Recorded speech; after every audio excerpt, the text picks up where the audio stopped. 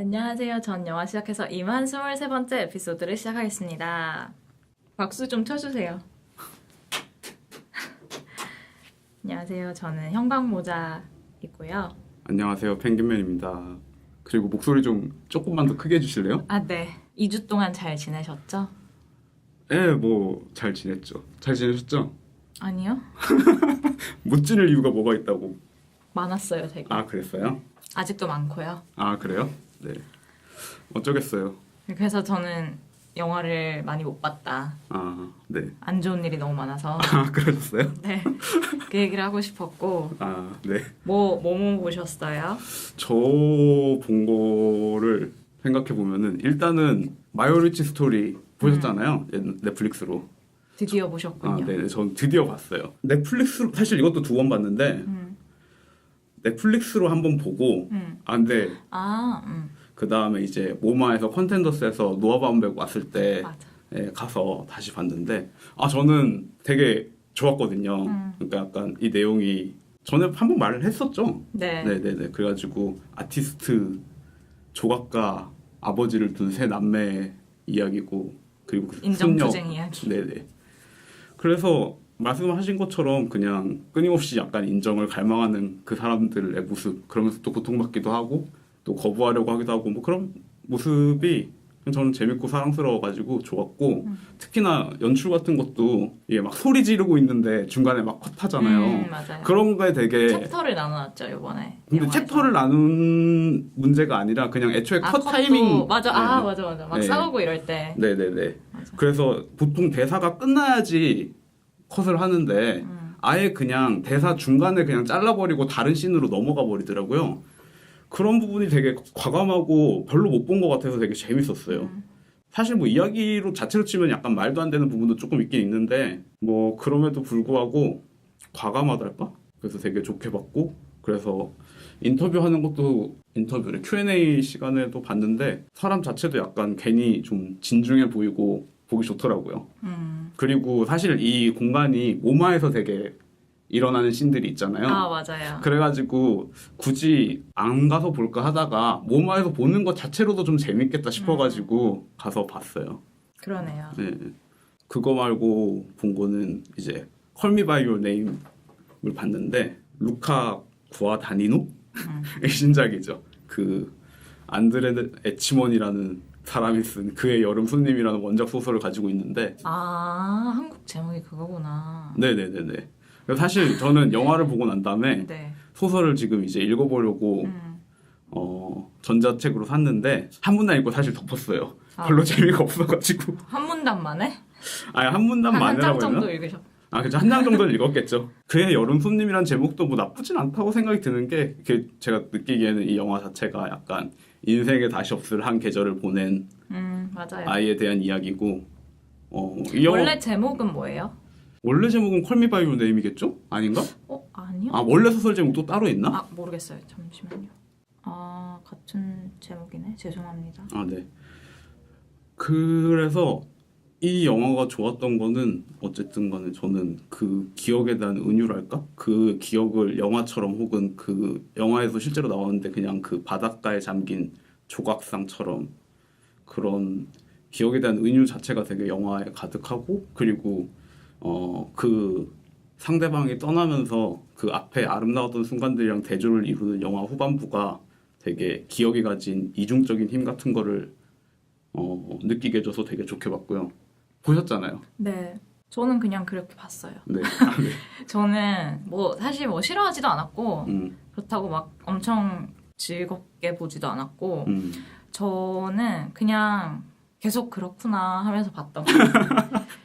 그리고 그렇구나. 저도 그 여름날의 기억이 뭐 다시 안 오니까 더 아름답게 기억되고 미화되는 게 있잖아요. 그런 부분에서 영화에서 그런 걸 잘 잡아냈다고는 생각하는데 뭐 저는 그냥 그랬고 저는 사실 그 게이 영화들에서 지금 사실 잘 기억은 안 나는데 좀 그 게이의 동성애를 위해서 좀 무시되는 부분이 여성 캐릭터들이 무시되는 부분이 좀 있다고 생각하는데 이 영화에서도 약간 그런 게 느껴지긴 했었어요.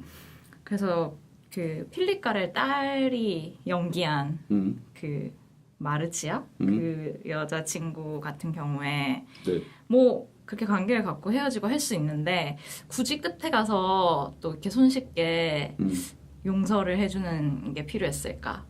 그런 생각이 좀 들긴 했는데 뭐 이거는 좀 부차적인 문제라서 그리고 사실 뭐 그 주인공 소년의 입장에서 이 영화가 쓰여졌다고 생각하면 뭐 걔 입장에선 그렇게 받아들일 수도 있겠죠. 마음의 짐을 덜고자. 뭐 그런 것보다는 저는 이게 그게 삶의 복원이라는 생각이 드는데 그 순간 그게 오히려 더 비극성을 더한다고 생각하기 때문에 과거의 기억에 대해서 어떤 그 여자아이가 용서를 하고 이 아이의 삶이 그 남자가 없었던 순간으로 완전히 복원되는 그런 기능이 좀 있다고 사실 저는 생각을 해가지고 일단은 그 부분에서는 그렇게 생각을 했고요. 그래서 사실 제가 마이어루치 스토리랑 콜미 바이 유어 네임 두 작품을 다 되게 좋게 봤어요. 근데 이 두 작품 다 제가 사실 무시하고 있었던 감독들이거든요. 그래서 제가 사실 노아 바운백 같은 경우에는 오징어와 고래를 보고 난 이후에 다시 보지 않았고 이 감독의 작품을 그 다음에 이 콜미 바이 유어 네임 감독인 루카 같은 경우에도 I am love를 보고 다시 이 사람 관심을 두지 않았었는데 내가 진짜 근데 지금 생각해 보면은 왜 내가 이 두 영화를 싫어했는지 기억도 사실 안 나거든요. 근데 제가 그 당시에 이 두 영화에 대해서 비난하는 엄청 까던 시기가 있었어요. 그래서 제 오만함에 대해서 다시 반성하고 뭐 그런 시간을 가졌고요.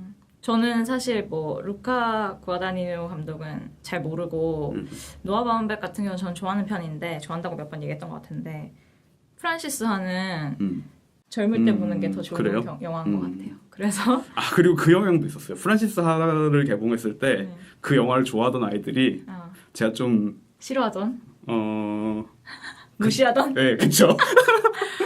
무서운 사람이네. 어디 가서 무슨 영화 좋아한다고도 말을 못하겠네. 그래서 어쨌든 그래서 과거를 반성했습니다. 저는 뭐 딴 얘기지만 프란시스를 볼 때 27살이었는데 근데 거기 영화 안에서 프란시스 하가 27으로 나오거든요. 물론 걔는 만 나이였겠지만 그래서 뭔가 되게 와닿으면서 봤던 것 같아요. 지금은 잘 기억나지 않는 그런 감정. 그래서 어쨌든 노아 바운백이랑 루카 구아다니노 영화를 한번 천천히 봐야겠다라는 생각을 했습니다. I am love 사실 루카 같은 경우에는 영화 3편밖에 안 찍었잖아요.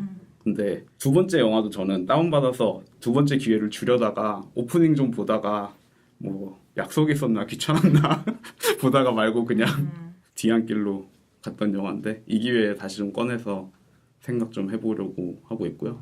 그리고 저는 러빙 빈센트도 봤어요. 그 러빙 빈센트는 이제 고우의 그림이랑 고우가 사실 이야기가 되게 많이 남아있는 작가잖아요. 아무래도 동생 테오랑 주고받았던 편지 때문이겠지만 그래서 이 영화도 거기에 이제 약간 상상력을 더해서 만든 영화인데 고우가 죽은 다음에 그 우편을 배달하던 우편 배달부의 아들인 아르망이라는 인물이 이제 아버지의 부탁으로 동생 테오에게 고우가 남긴 마지막 편지를 전달하기 위해서 이동하면서 고우가 어떤 사람인지 점점 알게 되는 그런 이야기인데 저는 솔직히 말하면은 좀 별로였어요. 일단은 고우의 그림을 애니메이션으로 만드는 것 자체가 저는 좋은 선택이 아니라고 들고요. 예전에 고우의 화법을 따서 만든 거죠. 유화 페인팅 아예 존재하는 그림으로 바탕으로 만든 거기도 하고요. 근데 어쨌든 다시 그러니까 다 유화로 샷 바이 샷 다 유화로 그렸다고 들었어요. 네네네. 그래서 사실 뭐 엄청난 노력이 들어간 작품인데 그 고우 디지털로 움직이게 하는 전시도 한국에서 있었잖아요. 저는 근데 그때도 광고에도 그랬고 그런 거 좀 많이 쓰이잖아요. 네, 저는 그때도 그렇고 이 영화도 그렇고 고우의 그림 자체가 이미 움직임을 포착하고 있는 그림인데 여기다가 살아 움직이는 그림을 더한다는 게 좋은 접근이 아니라는 생각이 일단 자꾸 들어요. 그 예전에 에드워 포퍼 그림을 그냥 실물로 볼 때 셜리에 관하여를 볼 때랑 정반대로 또 전 그 영화도 사실 별로 안 좋아하거든요. 왜냐면은 제가 생각했을 때 호퍼 그림은 움직이기 시작하면 오히려 그 힘이 좀 사라지는 영화라서 저는 근데 그 영화는 되게 퍼즈 같은 게 많았잖아요. 예를 들면은 진짜 정말 그림을 보여주려고 하는 것처럼 음. 인물들이 되게 느리게 움직이거나 음. 대사도 되게 느리고 뭔가 좀 멈춰 있는 장면들이 많았잖아요. 나름의 그런 시도 아니었을까요? 뭐 그렇다고 생각할 수도 있는데 저는 어쨌든 간에 그 그림이 움직인다는 것 자체가 사실 마음에 안 들었어요. 왜냐면은 저한테는 호퍼 그림이 굉장히 정적인 힘이 있는 과감이라 가지고 그래서 별로 안 좋아했고 이번에 반대로 또 움직임 자체가 이미 그림 안에 들어있는데 그걸 움직이게 하니까 오히려 더 과하달까? 어쨌든 좀 보기 싫어가지고 그때 미ike 다카시 얘기하면서 그냥 만화를 그대로 옮기는 거에 대한 문제에 대해서 얘기하셨는데 저는 뭐 이 작품들도 약간 마찬가지라는 생각이 들었고 그리고 사실 미ike 다카시 같은 경우에는 애초에 뭐 제가 그 영화는 안 봐서 모르겠지만 애초에 뭐 얘기를 들었을 때 애초에 그런 영화를 찍던 사람이라 가지고 사실은 뭐 그냥 자기 일을 계속 잘하고 있다고 생각이 들고 아 근데 이렇게 어댑테이션을 계속하는 거는 최근인 것 같긴 해요. 아니에요. 그래요? 예, 뭐 옛날에도 많이 어댑테이션 했어요. 네. 가장 대표작인 이치더 킬러 그것도 제가 알기로는 만화 어댑테이션이고 뭐 어쨌든 간에 그거는 뭐 중요한 얘기는 아니고 근데 뭐 그럼에도 불구하고 그 이야기 자체가 고가 남겼던 말이나 이야기 같은 거는 감동적인 구석이 있어가지고 뭐 굳이 뭐 안 봐야 될 이유까지는 없다는 생각이 들었고요. 제가 계속 얘기해야 되는 거죠? 네, 제가 본 영화가 없어요. 저 뭐 밤의 해변에서 혼자 네. 봤고요. 네. 그럼 같이 봤잖아요. 네. 그게 벌써 2주나 됐네요. 아무튼 저는 재밌게 봤고 홍상수 영화가 바뀌기 시작한 지 이제 좀 꽤 됐지만 그 중에서도 그 변화를 제일 좀 잘 드러내는 작품 중에 하나인 것 같기도 하고 재밌었어요. 재밌고 뭐 슬프고 약간 근데 그 후도 보고 싶어지는데 그 후랑은 어떻게 다른 느낌이에요? 전 안 봐서. 그 후랑 어떻게 다르냐? 너무 어려운 질문인데. 그래요? 그게 아니라 네. 제가 이제 밤의 해변에서 혼자를 봤다라고 했더니 친구가 그거 자기도 좋게 봤다 그러면서 근데 자기는 그 후가 더 좋았다고 하더라고요. 그래서 뭐 이게 같은 해 어쨌든 공개가 되긴 했고 그래서 궁금했죠. 어떤 상관관계가 있는지. 뭐 근데 홍상수 감독의 영화는 항상 뭐 유사한 흐름이 연결돼 있고 있으니까. 네네. 저도 뭐 되게 좋게 봤고 확실히 홍상수랑 김민희가 함께하면서 시너지를 내고 있다는 점이 부정할 수 없다는 생각이 들었고 저는 이제 개인적으로 제목이 되게 재밌다고 생각을 했어요. 왜냐하면 밤의 해변에서 혼자인데 사실 밤도 아니고 해변은 있죠. 해변도 있고 혼자인 경우도 있고 결국에는 이게 밤의 해변에서 혼자인 순간이 이 영화에 담겨 있지 않은 순간이라는 생각이 들었어요. 그리고 뭐 또 다르게 생각하면은 이 여자가 결국엔 어떻게 보면 영화의 후반부는 그 해변에서 혼자 꿈꾸는 부분이니까 뭐 그 꿈이랑도 그걸 밤이라고 생각했을 수도 있겠네요. 그렇게 생각했을 수도 있고 또 그 꿈이라는 게 뭐 영화인 거기도 하고 그러면서 뭐 꿈에서 하고 싶은 말 다 하는 그런 모습을 보면서 영화에서 다 하고 싶은 말 다 하는 홍상수의 모습을 보면서 그게 뭔가 유사하다는 생각도 들고 그 영화가 되게 홍상수 감독이 되게 미니멀한 세팅으로 또 미니멀한 인원으로 그때그때 빠르게 뭔가를 포착하는 것을 뭐 이런 얘기를 사실은 되게 영화 만드는 사람들 사이에서 되게 자주 하잖아요. 그럼에도 불구하고 정말 그 얘기가 이상적인 얘기라고 생각하고 사실 다들 무시하는 경향들이 어느 정도 있었다고 생각하는데 뭘 무시하는 거죠? 그러니까 그 미니멀한 세팅으로 순간순간 되게 유연하게 움직여가지고 뭔가를 포착해내는 연출 방식에 대해서 이상적인 이야기처럼 되게 멀게 느꼈던 시대가 있었는데 그거를 홍상수 감독이 어쨌든 계속해서 구현해내고 있다는 점에서 어쨌든 되게 의미가 있다는 생각이 계속 들고 그 사람의 필모 자체가 뭐 그랬고요. 또 네. 그리고는 뭐 봤냐면 로만 제이 이스라엘 에스콰이어라고 이제 인물 그 주인공 이름이 제목인 영화인데 한국 제목은 이너시티라는 제목을 쓰더라고요. 왜 그런지 모르겠는데 배경이 어디죠? 그냥 도시예요. 모르겠어요. 그 볼티모어 뭐 이런 쪽에 가면 약간 그 이너시티 흑인 약간 우범지대 그런 데를 이너시티라고 부르는 것 같기도 하고 그래요? 왜 그 저희 레드 필름 봤잖아요. 네네.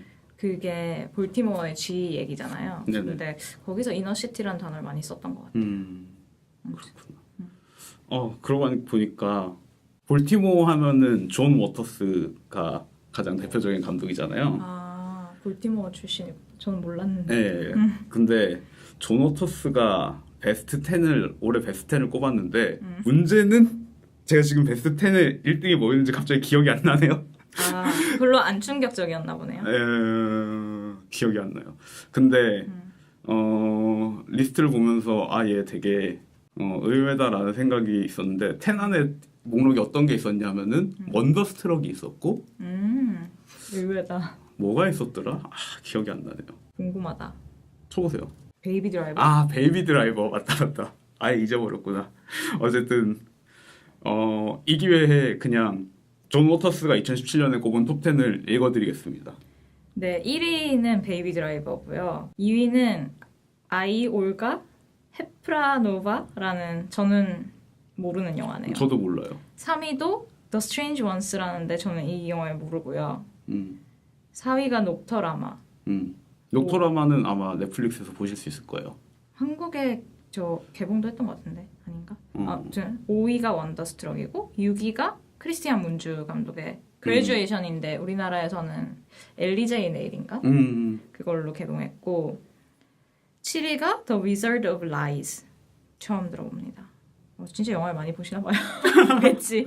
8위가 레이디 맥베스고 9위가 우디 앨런의 원더휠 10위가 톰 오브 핀란드. 뭐 그렇답니다.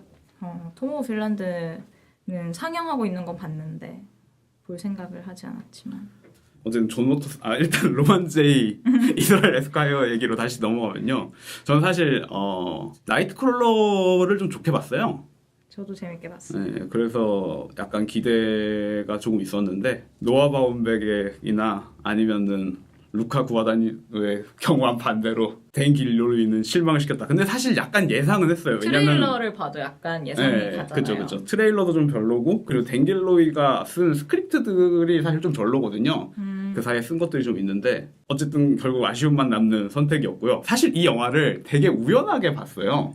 뭐냐면 제가 컬미 바이 올 네임을 다시 보려고 극장에 표를 끊고 들어갔는데 너무 사람이 많아가지고 이 극장에서 못 보겠다. 자리가 여의치 않았나? 뭐 그런 햄이죠. 그게 아니라 애초에 그냥 줄이 너무 길어가지고 그 줄에 서기가 싫은 거예요. 굳이 따지자면 뭐 잘한 짓은 아니지만 그냥 지금 로만제 이스라엘 에스콰이어도 옆극장에서 하고 있어서 그냥 옆극장으로 들어갔죠. 그래서 들어와서 봤는데 어차피 표값 내고 들어간 거니까. 나이트크롤러랑 확실히 유사성은 있어요. 나이트크롤러도 어쨌든 주인공이 타락하는 이야기를 다루고 있다면은 이 로만제 이스라엘 에스콰이어도 주인공이 타락하는 얘기인데 주인공의 뭐랄까 포지션이 달라요. 나이트크롤러 같은 경우에는 되게 냉정하고 그냥 타락을 향해서 무한 질주하는 느낌이라면은 이 캐릭터는 좀 이상주의자였는데 현실의 벽에 부딪혀가지고 타락을 하기 시작하는데 그럼에도 불구하고 이 인물이 워낙 착해가지고 계속해서 순수하고 머뭇거림이 있고 그런 장면들이 되게 희극적으로 묘사돼서 재미가 있는데 그럼에도 불구하고 그 유머스러운 지점들이 전체적인 틀로 봤을 때는 영화를 좀 망치고 있는 그런 영화라는 생각이 들었습니다. 저는 사실 이 영화는 어떤지 모르겠는데 사실 그리고 안 봐서 모르겠기도 하지만 그 어저께 영화관에 갔다가 그 트레일러 중에 그 있었잖아요. 프라우드 메리. 제가 트레일러를 안 보고 있는 경우가 종종 있어요. 그 프라우드 메리라고 이름 까먹었다. 되게 유명한 타라지 피 헨슨인가 하는 그 흑인 여배우가 있는데 그분을 필두로 한 약간 여자 에스피오나지 필름 같은 느낌인데 그냥 트레일러만 봤을 때도 아무 매력이 없었고 이 영화가 왜 만들어졌는지 알 것 같은 거예요. 왜냐면 작년에도 그렇고 흑인을 주인공으로 한 영화들이 너무 반응이 좋았고 사실 그런 시대의 흐름이 있고 히든 피겨 같은 영화가 상업적으로도 성공하고 문라이트 같은 경우는 이제 아카데미에서 상도 받았고 그런 흐름이 있다 보니까 이런 영화들이 막 마구잡이로 만들어진다는 느낌이 좀 드는 거예요. 그래서 저는 그 물론 프라우드 메리 보지 않았지만 거기에서 이제 그 주인공이 그냥 주인공만 흑인으로 바꾼 그냥 되게 섹시한 여자 요원 영화 뭐 이런 느낌이더라고요. 그래서 사실 이런 트렌드가 생기는 것 같은데 그래서 되게 그냥 막 양산된 느낌? 그런 게 좀 있긴 하더라고요. 근데 이 뭐냐 로만 제이 이스라엘 에스콰이어 그 트레일러 봤을 때도 그런 생각을 조금 했었거든요. 그 트레일러 봤을 때 근데 사실 약간 법정 드라마 같기도 하고 그쵸. 네, 약간 액티비즘에 관련된 얘기인 것 같기도 한데 실제로 그런 걸 다루고 있긴 한데 이건 사실 훨씬 더 개인 내면에 관한 이야기이긴 해요. 근데 뭐 그럼에도 불구하고 지금 말씀하신 경향이 없는 것은 아닌데 문제는 뭐 저는 그 경향을 따라간다고 나쁜 영화 만들어지는 건 아니라서 그건 상관없다고 생각하는데 뭐 어쨌든 그럼에도 불구하고 아쉬웠다. 그렇게 얘기할 수 있을 것 같고요. 이건 좀 너무 그 영화 안 보고 얘기하는 거라서 너무 나간 판단일 수 있는데 그 어저께 프라우드 메리 그 트레일러 보면서는 되게 그 백인 중심주의적인 그 미의 기준에 이 흑인 여주인공을 맞춰서 여전히 그 여자 센 캐릭터 등장하면 다 뭔가 되게 뭐 여성 중심 영화다 이렇게 하는 것처럼 별 문제의식 없이 만드는 느낌이어서 좀 트레일러 보면서 별로였던 것 같아요. 네. 아직 네. 끝나지 않았죠? 아직 끝나지 않았죠. 뭐 집에서 본 영화까지 하면 계속 할 수 있는데. 좋겠다. 네. 그리고 코엔 형제 영화 2편을 또 모마에서 봤어요. 그래서 제가 지난번에 코엔 형제 영화 3편을 안 봤다고 말했었잖아요. 네. 그 중에 이제 안 본 2편을 봤는데 나머지 한 편은 뭐예요, 그러면? 나머지 한 편은 그 오 형제여 한국 제목 뭐더라? 오 형제여 어디에 있는가? 네, 그게 마지막 한 편이에요. 코미디를 다 안 보셨구나.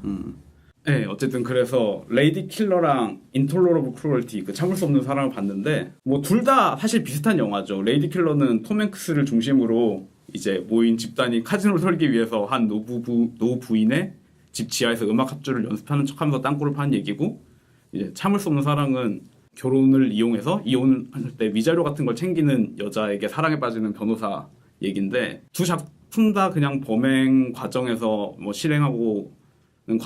범행을 실행하는 과정에서 약간 뜻하지 않게 마주치는 문제들로 인해서 약간 공경을 겪는 주인공들로 인해서 웃음을 주는 그런 영화인데 뭐 저는 사실 둘 다 재밌긴 했는데 확실히 다른 코엔 형제 영화에 비해서 둘 다 되게 많이 떨어진다라는 생각을 했고 임팩트가 많이 떨어지죠. 네.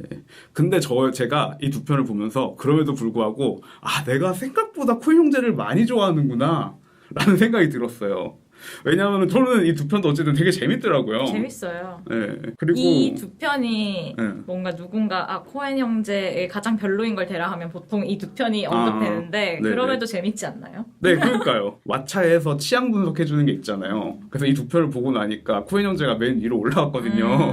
내가 코엔 형제 생각보다 되게 좋아하나? 다 좋게 평가된 편인가 보다. 라는 생각이 일단 들어서 약간 새로운 자기 발견. 저는 이 두 영화 다 약간 그런 요소가 있었던 게 생각이 나요. 초자연적인 요소? 특히 레이디 킬러 같은 경우는 이제 되게 선량한 그 아줌마가 할머니, 그 집주인 아줌마가 맨날 기도하고 교회 다니고 죽은 남편 초상화 거실에 딱 걸려 있는데 그게 마치 수호신처럼 그쵸. 그 아줌마를 보호해 주잖아요.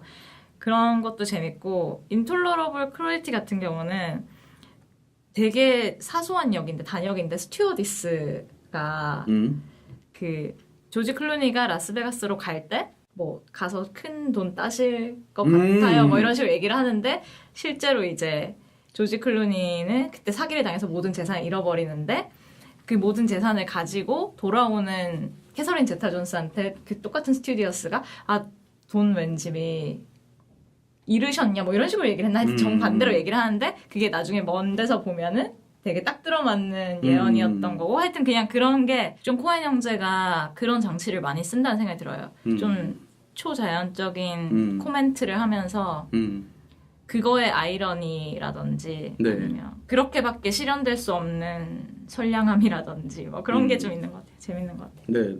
마지막으로 집에서 본 걸 하나만 얘기하자면은 이제 짐 앤 앤디라고 이제 짐 캐리가 맨온더 문을 찍을 때 앤디 카우프만이 되는 일종의 약간 메소드 메소덱팅의 방법론으로서 앤디 카우프만이 되는 과정을 기록한 다큐멘터리를 봤는데 뭐 약간 무서울 정도로 집착하는 짐 캐리의 모습이 감동적이기도 하고 뭐 그게 지금의 우울한 짐 캐리를 낳은 거 아닐까요?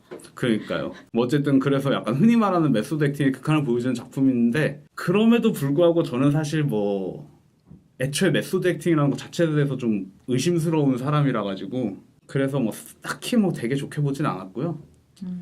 그리고 이 영화에도 데이빗 보이 노래가 나와요. 무슨 노래? 설마 스페이스 오디티? 여러 곡 나와요. 아. 그래서 당연히 스페이스 오디티도 나오죠. 그래서 또 그렇구나. 아이고라는 생각이 들었다. 아, 뭐 이 정도 봤고요. 저는 앞으로 더 열심히 볼게요. 네. 약간 잡담으로 네. 이제 저희가 지난 시간에 넷플릭스에서 코엔이랑 드라마 만든다는 얘기를 했었잖아요. 네네. 네. 또 새로운 소식이 있죠. 아마존에서 왕가위랑 맞아. 드라마를 만든다고 톰 월스라는 약간 차이니즈 아메리칸에 관련된 범죄 얘기라고 하는데 이게 되게 대서사시예요. 그 중국인 이민자들이 미국에 와가지고 1905년부터 1971년까지의 재밌겠다 근데. 네, 이야기를 드라마로 만든다고 합니다. 그래서 언제 릴리즈가 될지는 알 수 없지만 그런 소식이 있습니다. 재밌을 것 같아요. 재밌었으면 좋겠다. 간절한 바람. 하지만 뭐 사실 왕가위가 드라마를 어떻게 찍을지 그러게요. 좀 알 수 감이 없죠. 안 오긴 해요. 네. 그럼에도 불구하고 이 사람이 시간을 다루는 사람이다 보니까 또 잘해낼 것 같기도 하고 아니면은 포맷의 변화 때문에 하긴 생각해보면 그랜드마스터 일대종사도 되게 긴 시간을 다루잖아요. 그렇죠. 그래서 어떤 부분을 보면 사실 이야기가 끊겼나 싶을 정도로 약간 다루다 만 것도 있고 한데 왠지 촬영 분량은 훨씬 길었을 것 같기도 하고 좀 더 그런 자유가 허락되는 여건에서 이야기를 들려주는 건 어떨지 궁금해지네요. 네. 제가 이제 반성하면서 일부 마무리를. 네. 다음 작품 얘기할까요? 네. 네. 저희 다음에는 일단 패터슨 패터슨이 언제 개봉이죠? 패터슨이 12월 21일 날 개봉하거든요. 네. 그래서 패터슨을 해보면 어떨까 생각하고 있습니다. 네. 네. 그러면은 저희는 다음 작품은 패터슨으로 결정을 했고요. 네. 짐 자무시의 패터슨이고 아담 드라이버가 주연을 한. 네. 아담 드라이버가 패터슨으로 나오죠. 저희가 사실 패터슨 얘기를 약간 하긴 했었어요. 그쵸. 초반에 네. 좀 했었고. 네. 다음 주에는 패터슨으로 돌아오겠습니다. 아직 안 끝났어요. 2부가 있습니다, 여러분. 네, 2부에서는 마틴 맥도나의 신작 3 빌보드 아웃사이드 에빙 미조리로 또 돌아오겠습니다. 니다. 네. 그렇습니다. 빠잉.